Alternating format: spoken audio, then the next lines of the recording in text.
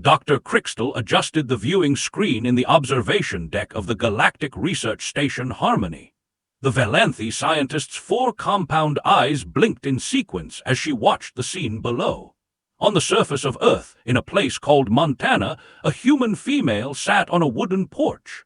Beside her lay one of the most dangerous predators the research team had ever documented.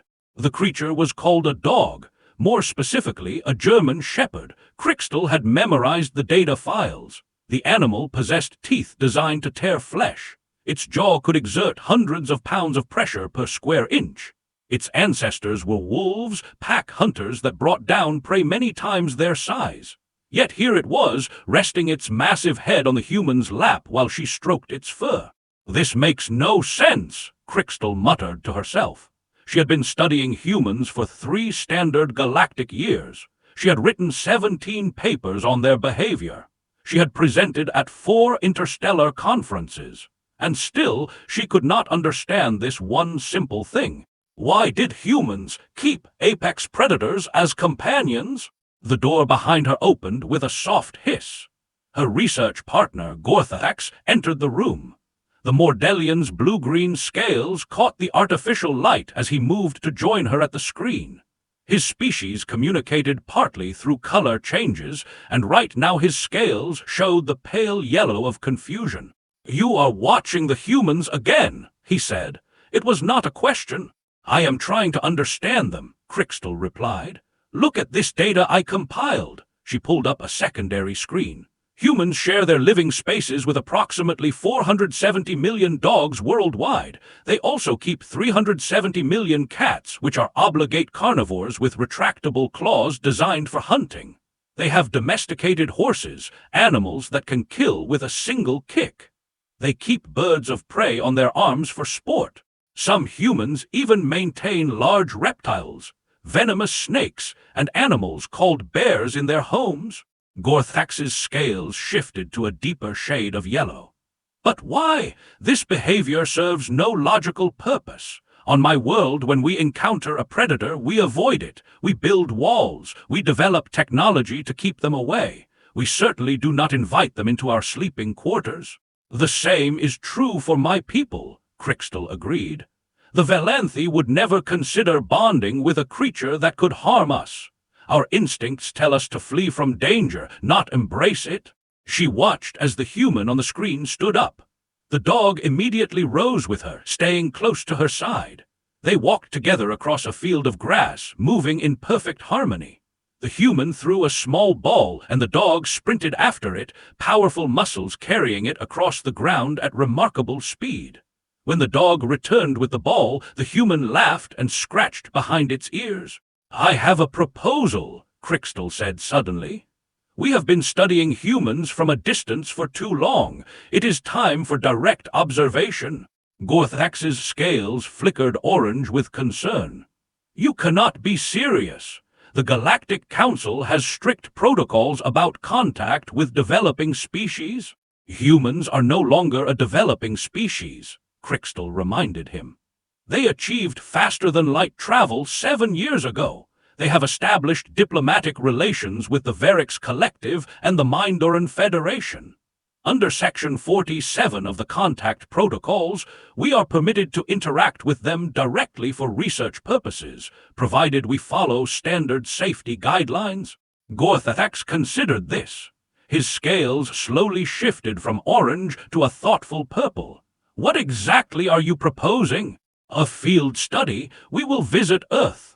We will speak with humans about their relationships with these predator companions. We will observe their interactions up close.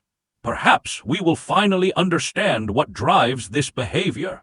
The Mordelian was quiet for a long moment. Then he sighed, a sound that came out as a low whistle through his respiratory slits. "Very well, but I want it recorded that I have reservations about this plan." 2 weeks later, their shuttle descended through Earth's atmosphere. Watched the planet grow larger in the viewport, vast oceans of blue water, continents covered in green vegetation and brown deserts and white ice, clouds swirling in patterns across the sky. "It was a beautiful world," she admitted, very different from the dry plains of Valanthi Prime or the swamp forests of Mordella. They landed at a designated contact point outside a city called Portland. A human delegation was waiting for them. 3 individuals in formal clothing, accompanied by 2 security officers. And beside one of the security officers stood a dog. Felt her antennae flatten against her head in an instinctive fear response. The dog was large and muscular, with a black and tan coat. Its eyes were alert and watchful. When it saw the aliens emerge from the shuttle, it let out a low sound from deep in its chest. "Please don't be alarmed," said one of the humans. She was a tall female with dark skin and gray hair. "That's Max. He's a police dog, but he won't hurt you. He's just doing his job." "His job?" Gorthax asked, his scales pale with anxiety. "He helps Officer Chen keep people safe," the woman explained. "He can smell things that humans can't. He can track missing people. He can detect dangerous substances. He's a working dog." Forced herself to study the animal more closely. It had stopped making the low sound. Now it simply stood beside its human partner, waiting calmly. The officer, a man with short black hair, had one hand resting on the dog's head in a gesture that seemed almost automatic. "You trust this creature," Crystal said. "You trust it with your safety, with your life." Officer Chen smiled. "I trust Max more than I trust most humans. He's saved my life twice. Once when a suspect pulled a knife on me, and once when a building was about to collapse. He knew the danger before I did both times." "But how?" Crystal asked. "How can you be certain it will not turn on you? It is a predator. Its instincts must tell it to hunt, to kill." The officer looked down at the dog. Max looked back up at him. Something passed between them, a communication that needed no words. When Officer Chen spoke again, his voice was soft. "Because we're pack," he said. "Max doesn't see me as prey. He sees me as family. And there's nothing in this universe that will make him hurt his family." Crystal added this to her mental notes. Pack, family. The words seemed important, but she was not sure she fully understood their meaning. Not yet. The gray-haired woman stepped forward. "I'm Ambassador Rodriguez. Welcome to Earth. I understand you're here to study our relationships with domestic animals?" "That is correct," Crystal confirmed. "We have observed this behavior for many years from orbit. We have collected extensive data, but we still do not understand why humans do this. Why do you form bonds with creatures that could harm you?" Ambassador Rodriguez considered the question. "That's a complicated thing to explain," she said finally. "I think the best way for you to understand is to experience it firsthand. We've arranged for you to visit several locations where you can observe human-animal bonds in different contexts. Homes, farms, working environments. Would that be acceptable?" Crystal looked at Gorthax. His scales were still pale, but they had shifted slightly toward the green of curiosity. He gave a small nod. "Yes," Crystal said. "That would be most helpful." As they followed the ambassador toward a waiting vehicle, Crystal found herself watching Max the police dog. He walked beside Officer Chen with an easy confidence, his ears moving constantly as he monitored his surroundings. Every few moments, he would look up at his human partner, as if checking to make sure everything was all right. And every time he looked up, Officer Chen would reach down to touch him briefly.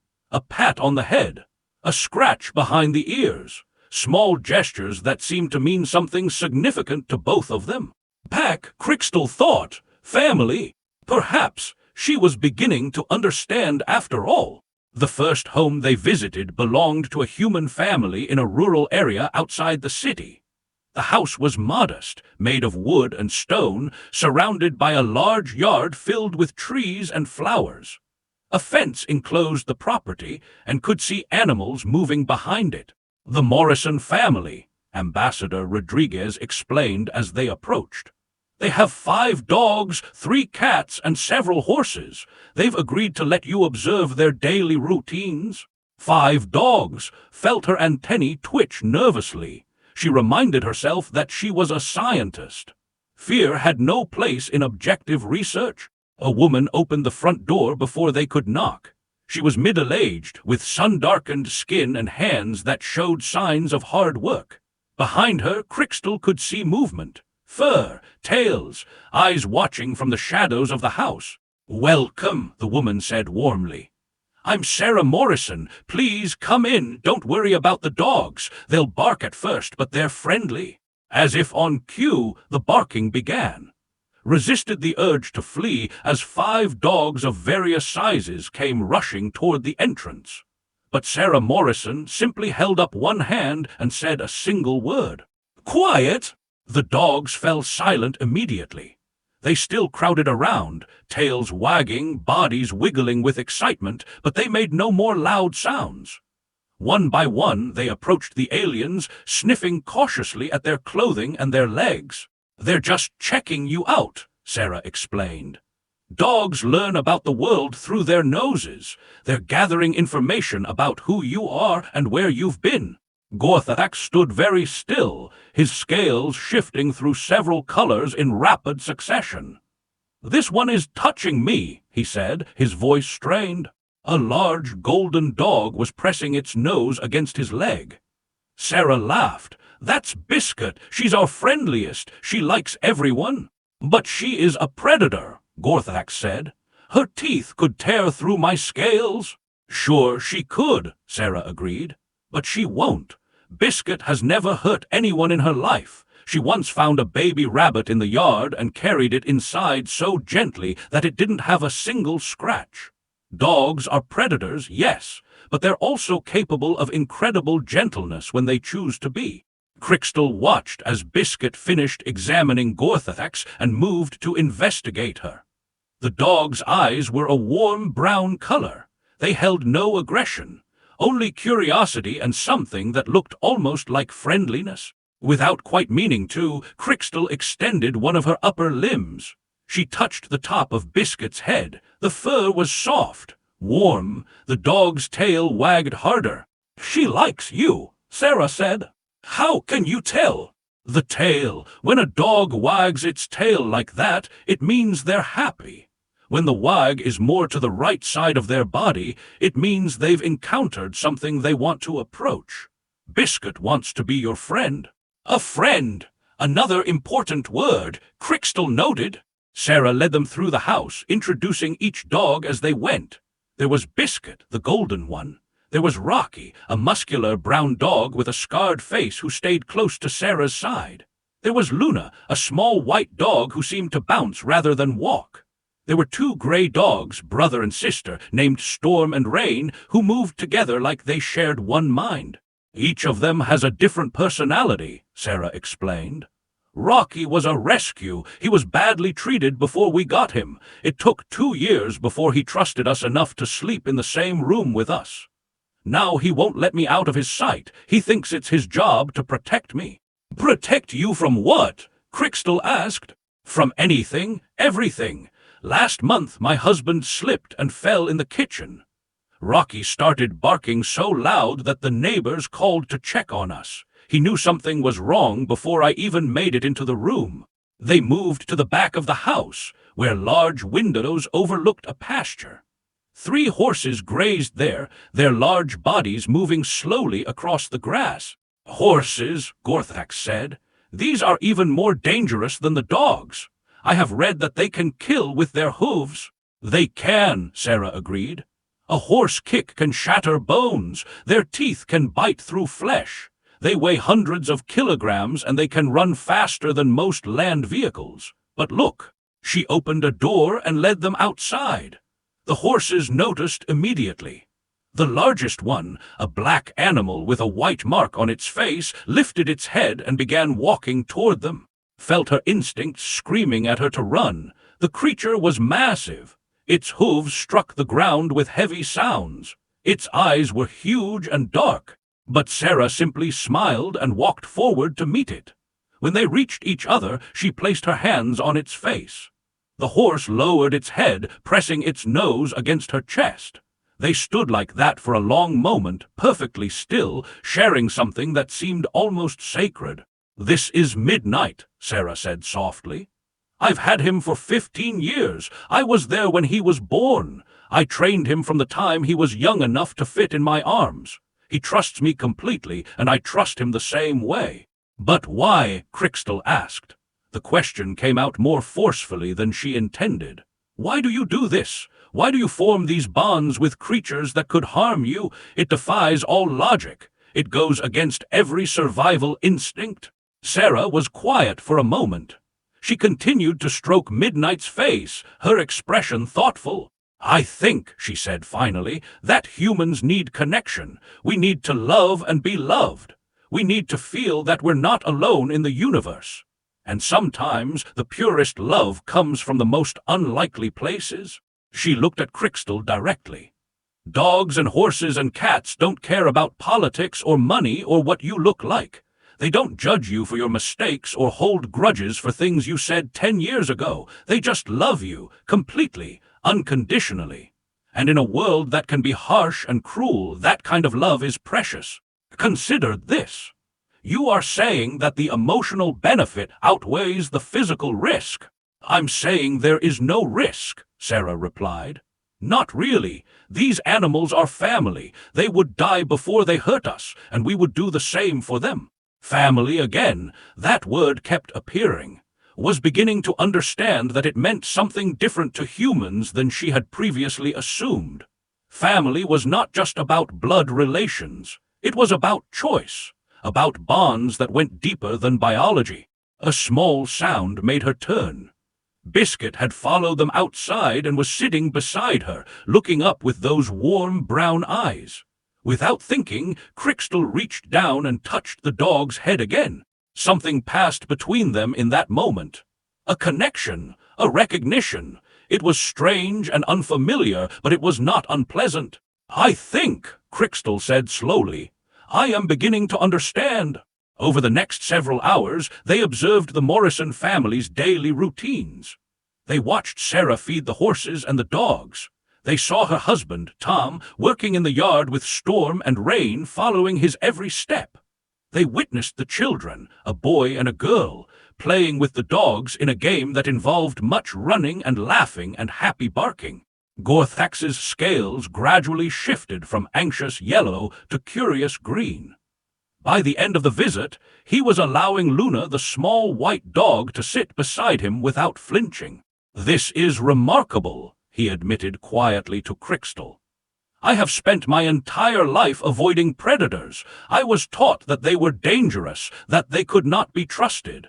But these creatures seem genuinely devoted to their human companions." "It appears to be mutual," Crystal agreed. "The humans show the same devotion in return. Did you notice how Sarah spoke to her animals? Her voice changed. Her body language softened. She loves them as much as they love her." "But how did this happen?" Gorthax wondered.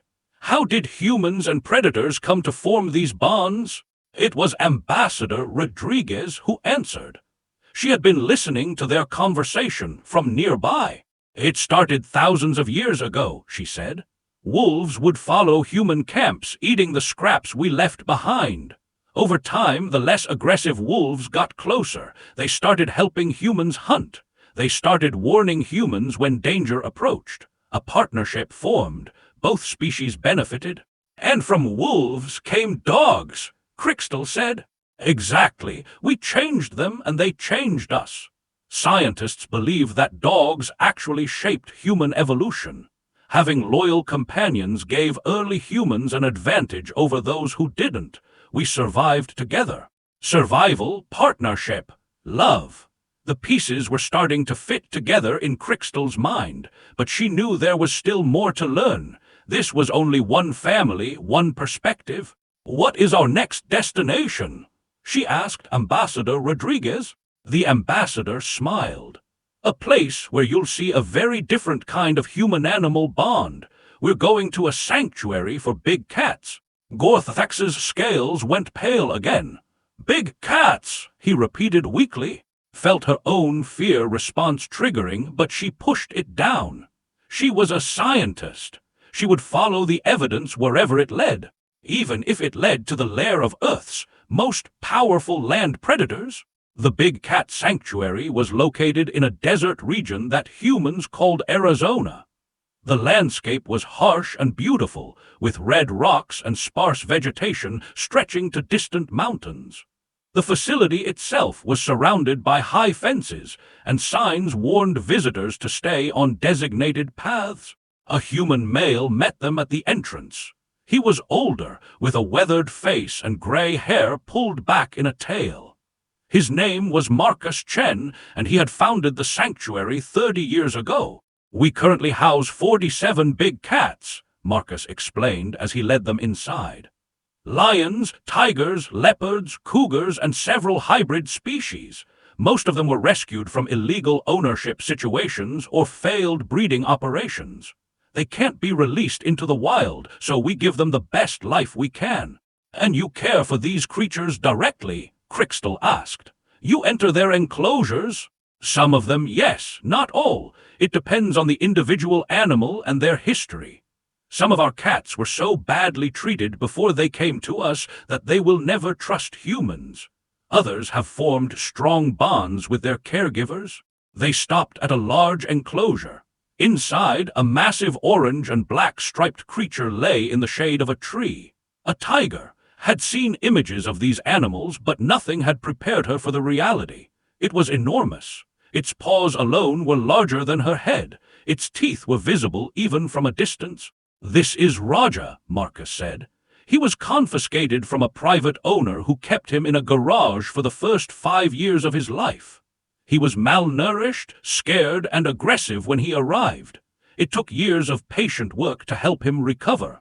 "And now?" Gorthax asked, his voice barely above a whisper. Marcus smiled. "Now he's my best friend. Watch." He unlocked a gate in the fence and stepped inside the enclosure. Felt every instinct she had screaming in protest. This was madness. The human was walking toward certain death. But Raja's response was not what she expected. The tiger's massive head lifted. Its ears perked forward. And then, impossible as it seemed, the creature began to make a sound. A deep, rhythmic rumble that vibrated through the air. "He's purring," Ambassador Rodriguez said quietly. Marcus walked right up to the tiger. He knelt down beside it. Raja pressed his enormous head against the human's chest, still purring. Marcus wrapped his arms around the tiger's neck, and they stayed like that, human and predator embraced, as if it were the most natural thing in the world. "I don't understand," Crystal said. Her scientific objectivity was failing her. "That creature could kill him in seconds. Why doesn't it?" "Because he doesn't want to," Ambassador Rodriguez replied. "Raja loves Marcus. Marcus saved his life, gave him a home, treated him with kindness when all he had ever known was cruelty. That kind of thing creates a bond that transcends instinct." Marcus emerged from the enclosure a few minutes later. His shirt was covered in orange and black fur, and he was smiling broadly. "I know what you're thinking," he said to the aliens. "You're thinking I'm crazy. You're thinking that sooner or later Raja's predator instincts will take over and he'll kill me. I've heard it 1,000 times." "Are they not correct to think that?" Crystal asked. Marcus shook his head. "Raja has had thousands of opportunities to hurt me. He never has, not once, not even when he was at his most scared and confused in the early days. You know what he did when I first approached him? He hid in the corner of his cage and made himself as small as possible. This massive, powerful predator was terrified. All he wanted was to not be hurt anymore. He led them to another enclosure where a lioness was packing along the fence. She was sleek and muscular, her tawny coat gleaming in the sunlight. "This is Nala. She was born here at the sanctuary. She's never known the wild or mistreatment. She's always been loved, always been cared for. Watch what she does when she sees me." Marcus approached the fence. The lioness stopped packing. She walked over to where he stood and pressed herself against the chain link, rubbing her body along it like a house cat marking its territory. A deep sound came from her throat, something between a growl and a purr. "She's greeting me," Marcus explained. "That sound is called a chuff. It's how big cats communicate affection. She's happy to see me." You speak their language, Crystal realized. I've learned it over the years, just like they've learned mine. Communication goes both ways. These animals understand far more than most people give them credit for. They know when you're happy or sad. They know when you're afraid. They respond to your emotional state. But they are still predators, Gorthax said. They still hunt. They still kill. Yes, Marcus agreed. And so do humans. We're predators too. We evolved as hunters. We have forward-facing eyes designed to track prey. We have the endurance to chase animals for hours. We created weapons and strategies that made us the most effective hunters this planet has ever seen. We killed everything from mammoths to whales. He looked at the two aliens steadily. Maybe that's why we understand predators so well, because we are predators. We recognize something of ourselves in them. Felt a chill run through her exoskeleton. She had never thought of humans that way before. She had seen them as soft, vulnerable creatures who somehow managed to survive despite lacking natural weapons or defenses. But Marcus was right. Humans were apex predators in their own way. They had conquered their world not through fangs or claws, but through intelligence, cooperation, and a relentless will to survive. Perhaps that was the key to understanding their bond with other predators. It was not prey accepting danger. It was one predator recognizing another. Equals, partners. I would like to observe more, Crystal said. Would it be possible to spend additional time at this facility? Marcus nodded. Of course. We have guest quarters you can use. You're welcome to stay as long as you need. Over the next 3 days, Crystal and Gorthax observed every aspect of the sanctuary's operations. They watched caregivers prepare food for the big cats, massive quantities of meat that would be lethal to most species. They watched veterinary procedures performed with careful precision on sedated animals. They watched training sessions where the cats learned to cooperate with their caretakers for health checks and treatments. And they watched the relationships, the bonds between individual humans and individual animals. Each one was unique. Some cats were playful, some were serious. Some loved attention, others preferred solitude. But they all showed clear attachment to the humans who cared for them. On the 3rd day, something happened that Crystal would never forget. She was standing near Roger's enclosure, observing the tiger as he slept in the afternoon sun. A caregiver was nearby, cleaning equipment. Then, without warning, the human slipped. He fell hard against the fence, striking his head on a metal post. The sound woke Roger instantly. The tiger was on his feet in a flash of orange and black, moving toward the fence where the human lay motionless. Felt her heart's racing. This was it. The predator had seen weakness, vulnerability. Its instincts would take over. But Roger did not attack. Instead, the tiger pressed himself against the fence as close to the fallen human as he could get. He made a sound, a low, urgent chuff, over and over again. His eyes never left the human's face. Other staff members came running. They helped the injured caregiver to his feet, supporting him as he regained consciousness. He had a cut on his forehead that was bleeding, but he was alive. And through it all, Roger stayed at the fence, watching, making that same concerned sound until the human was safely escorted away. He was worried, Crystal said to Marcus later. The tiger was worried about the human. Of course he was, Marcus replied. That caregiver has worked with Roger for 7 years. Roger knows him, trusts him, cares about him. When he saw someone he cared about get hurt, he responded with concern, just like any of us would. But he is an animal. He is supposed to be governed by instinct. Marcus laughed softly. We're all governed by instinct to some degree. Humans, tigers, everyone, but instinct isn't destiny. Instinct can be shaped, redirected, transformed. That's what domestication is. That's what relationships are. We take our base impulses and we channel them into something better. He met Crystal's compound eyes directly. These animals choose to love us. It's not a trick or a delusion. It's real. And we choose to love them back. That mutual choice is what makes the bond so powerful. Crystal nodded slowly. She thought about everything she had witnessed. The police dog protecting its partner. The Morrison family living in harmony with their animals. Roger the tiger showing concern for an injured human. None of this fit the models she had constructed. None of it made sense from a purely biological perspective. But perhaps that was the point. Perhaps the bond between humans and their animal companions transcended biology. Perhaps it touched something deeper, something that scientific instruments could not measure. "I think," she said finally, "that I need to reconsider my assumptions about this subject." Marcus smiled. "That's usually the first step toward understanding." The final stop on their research trip was not on the original itinerary. It was suggested by Ambassador Rodriguez after she heard Crystal and Gorthax discussing their findings. "You've seen working animals and rescued animals," she said, "but you haven't seen therapy animals.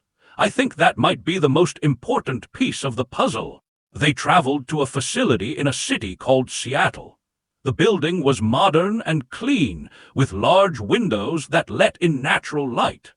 Signs identified it as a rehabilitation center for humans who had experienced trauma. The director was a small human woman with kind eyes and a gentle voice. Her name was Dr. Elena Park, and she had spent 20 years studying the therapeutic benefits of animal companionship. "We work with veterans, abuse survivors, people recovering from serious accidents," she explained as she led them through the facility. "Many of them have trouble connecting with other humans after what they've been through, but animals can reach them in ways that traditional therapy cannot." She took them to a room where a young human male sat in a chair. He was thin and pale, with shadows under his eyes that spoke of many sleepless nights. Beside him lay a large brown dog with a gentle face. "This is Michael," Dr. Park said quietly. "He served in a war zone for 3 years. He saw things that no one should have to see. When he came back, he couldn't sleep. He couldn't eat. He couldn't be in crowds or hear loud noises without having panic attacks. He wouldn't let anyone touch him, not even his family." "And now?" Crystal asked. "What?" The dog lifted its head and looked at Michael. It moved closer, pressing its body against the human's legs. Michael's hand, which had been clenched in a fist, slowly relaxed. He reached down and began to stroke the dog's fur. "That's Cooper," Dr. Park said. "He's been with Michael for 8 months. Cooper is trained to recognize signs of distress. When Michael starts to have a panic attack, Cooper interrupts it. He provides physical contact, steady breathing for Michael to synchronize with, and an anchor to the present moment." "The dog prevents the panic attacks?" Gorthax asked. "He helps manage them. But more than that, Cooper gives Michael a reason to get out of bed in the morning, to go outside, to engage with the world. Michael wouldn't do those things for himself, but he'll do them for Cooper." Crystal watched as Michael leaned down and pressed his forehead against Cooper's head. The dog's tail wagged slowly. Something passed between them, a communication that needed no words. "I have never seen such a thing," Crystal admitted. "On Valanthi, those who experience trauma are treated with medication and isolation. We believe they must heal on their own without burdening others." Dr. Park shook her head. "Isolation is often the worst thing for trauma survivors. What they need is connection, contact, the knowledge that they're not alone. Animals provide that without judgment, without expectation, without the complicated social dynamics that can make human relationships difficult." She led them to another room where a small human child sat on the floor. The child was perhaps 5 or 6 years old, with large eyes and a scared expression. A calico cat sat in her lap, purring contentedly. "This is Emma," Dr. Park said, her voice very soft. "She was badly hurt by the people who were supposed to protect her. She doesn't trust adults. She barely speaks, but she'll talk to Whiskers." As if hearing her name, the cat looked up and meowed. Emma smiled, the expression transforming her face. "Hello, Whiskers," the child said. "I love you." The cat responded by rubbing its head against Emma's chin. The child giggled, a sound that seemed both precious and fragile. "Cats are different from dogs," Dr. Park explained. "They're more independent, more reserved. They don't give their affection freely. You have to earn it. For children like Emma who feel powerless, that dynamic is important. When Whiskers chooses to sit with her, it means something. It tells Emma that she's worthy of love." Felt an unfamiliar sensation in her thorax. It took her a moment to identify it. Emotion. She was experiencing emotion in response to what she was witnessing. "This is remarkable," Gorthax said beside her. His scales had shifted to a deep blue that Crystal had never seen before. Among Mordelians, blue indicated profound understanding, the moment when something became truly clear. "I think I finally understand," he continued. "It is not about logic or survival instincts. It is about healing. Humans and their animal companions heal each other." Dr. Park nodded. "That's exactly right. The bond goes both ways. We give them shelter and food and care. They give us purpose and comfort and unconditional love. Both species are made stronger by the connection." They spent several more hours at the facility, observing different patients and different animals. They saw dogs that could detect seizures before they happened, cats that calmed children with autism, even a miniature horse that visited hospital rooms, bringing joy to people facing serious illness.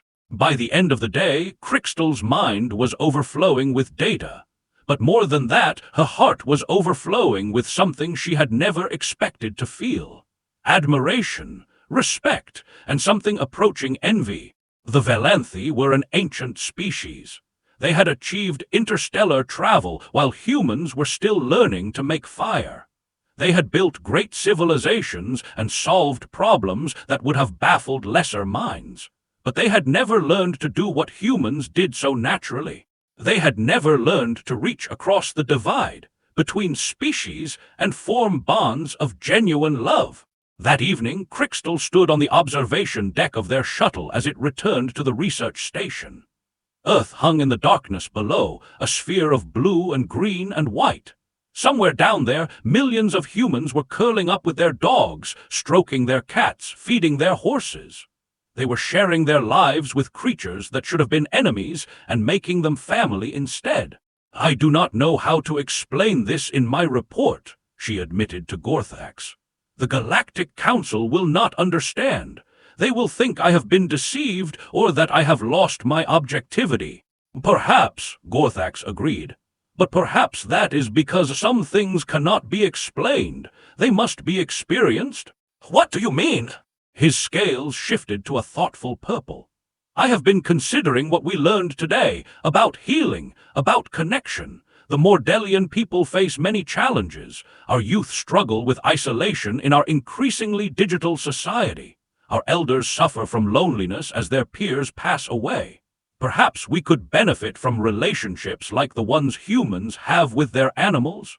You suggest we attempt to domesticate predators from our own world? No, that would take generations, as it did for humans. But the humans have already done the work. They have created creatures that are perfectly suited for companionship.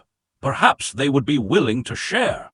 Consider this. The idea was radical. It would face tremendous opposition from traditionalists in both their species.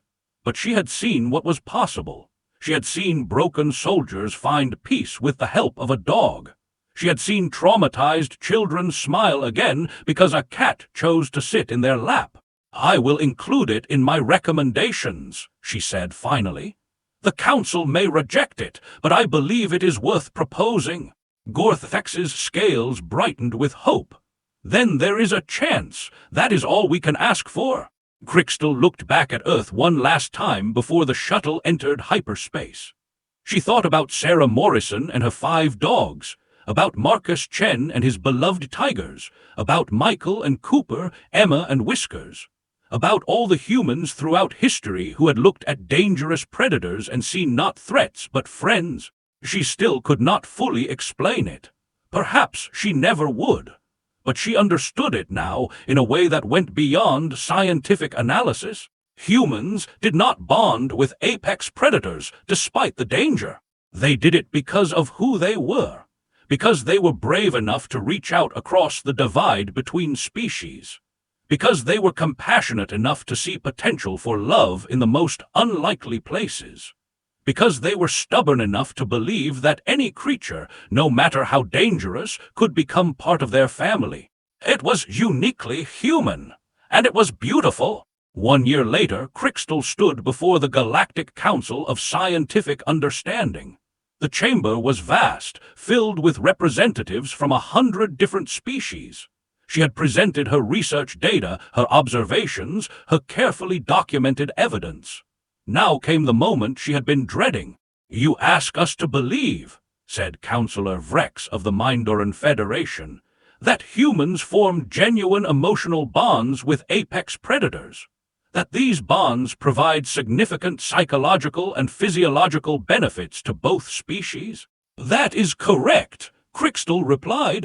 "And you further recommend that other species consider adopting similar practices? That we should import Earth's domesticated predators to our own worlds? I believe it is worth exploring. The evidence suggests that the therapeutic applications alone could—" "Preposterous," interrupted Councillor Cathar of the Valenthi Confederation, Crystal's own people. "This is sentimental nonsense. Predators are dangerous. To suggest that we deliberately introduce them into our society is irresponsible." Murmurs of agreement rippled through the chamber. Felt her hopes sinking. She had expected resistance, but the wall of skepticism was thicker than she had imagined. Then a voice spoke from the gallery. "May I address the council?" Everyone turned. Ambassador Rodriguez stood at the entrance, and beside her stood a human man in formal clothing. Crystal recognized him immediately. It was Marcus Chen, the Big Cat Sanctuary director. And walking beside them, on a leash held loosely in Marcus's hand, was a dog. A golden retriever with a gentle face and warm brown eyes. "What is the meaning of this?" Councillor Cathar demanded. "This is a secure governmental facility. Bringing a predator here is a violation of—" "With respect," Ambassador Rodriguez interrupted, "this facility has welcomed representatives of species far more dangerous than any dog. The Raxian delegates have venomous spines. The Krothnar ambassador weighs 3,000 kilograms. This golden retriever is perhaps the least threatening being in this room." The council president, an elderly Verix with silver-scaled skin, raised a hand for silence. "The ambassador has a point. Let them speak." Marcus Chen stepped forward, the dog walking calmly at his side. "My name is Marcus Chen. I have worked with predatory animals for over 30 years. I have been bitten, clawed, charged, and threatened more times than I can count. But I am still here.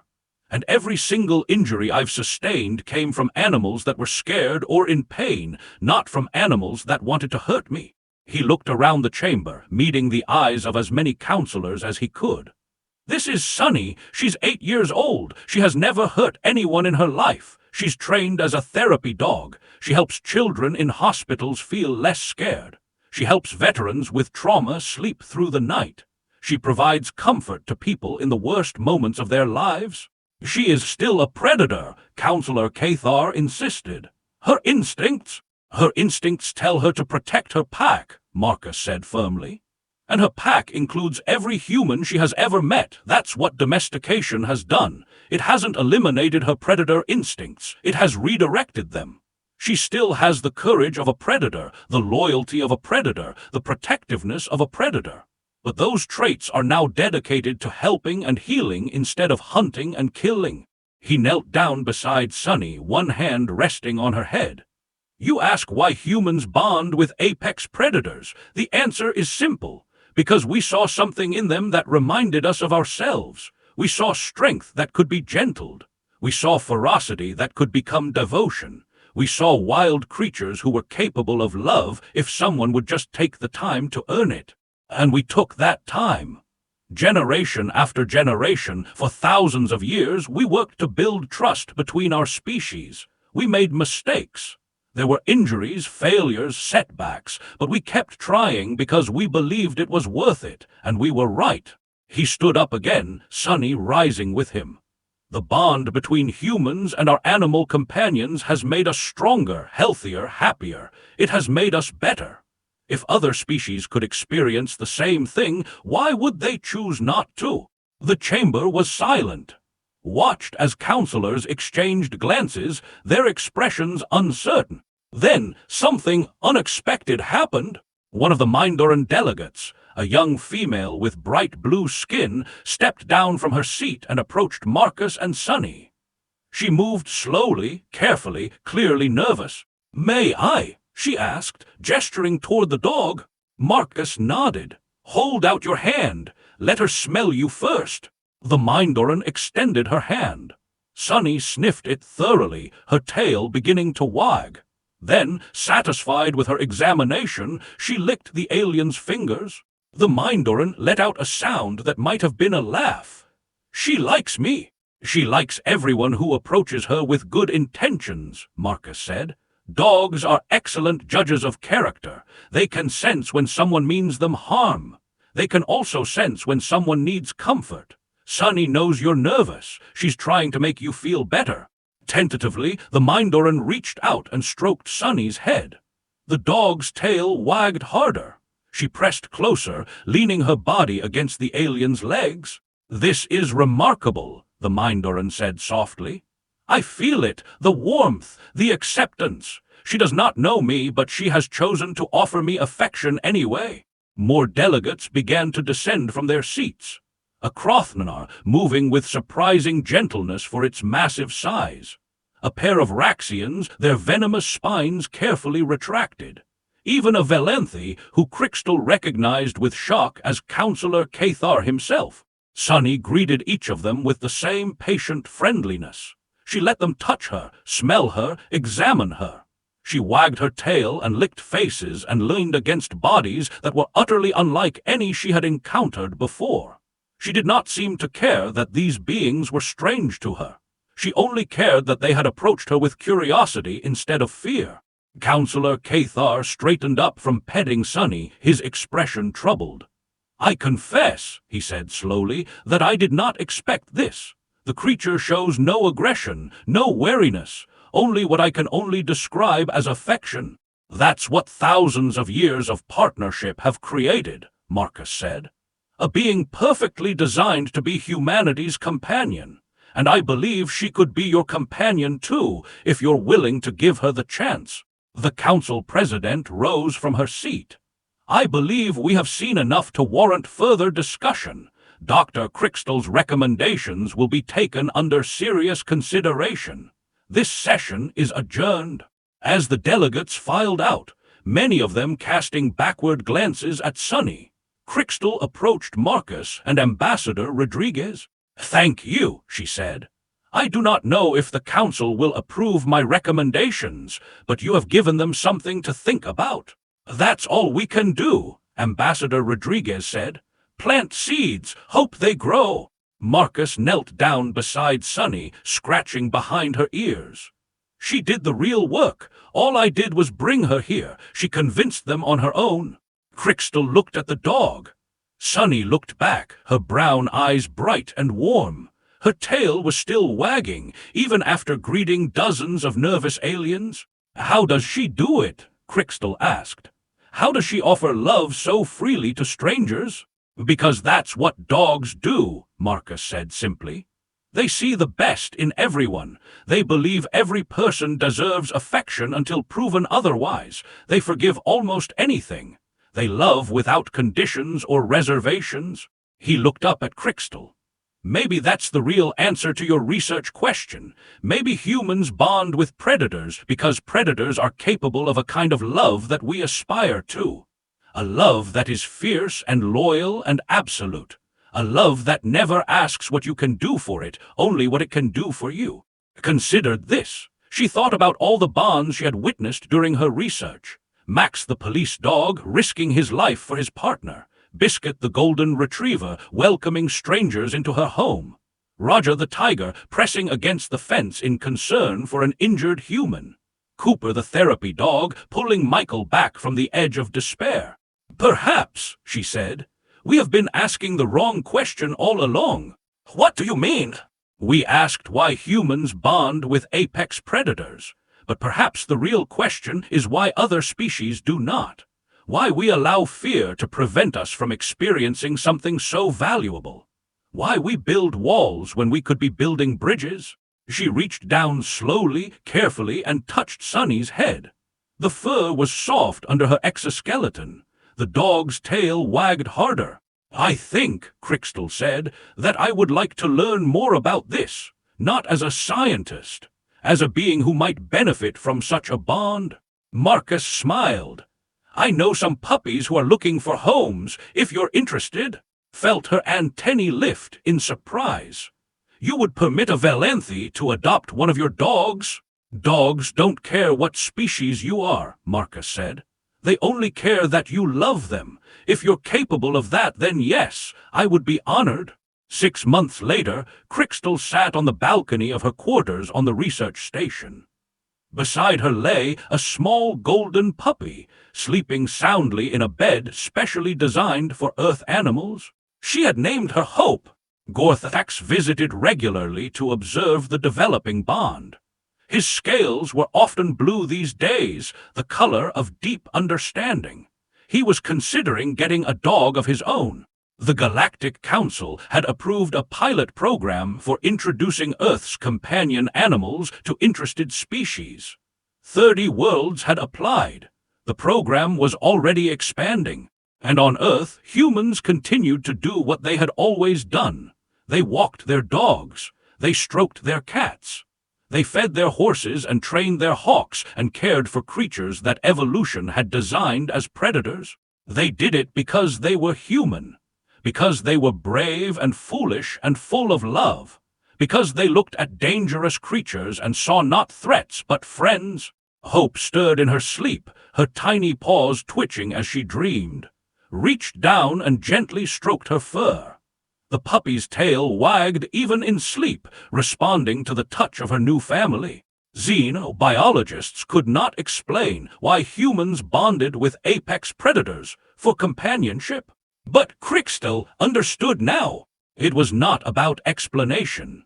It was about experience. It was about the courage to reach across the divide and offer your heart to a creature who could destroy you, trusting that love would be returned. It was about hope, and that, Crystal thought as she watched her puppy dream, was the most human thing of all.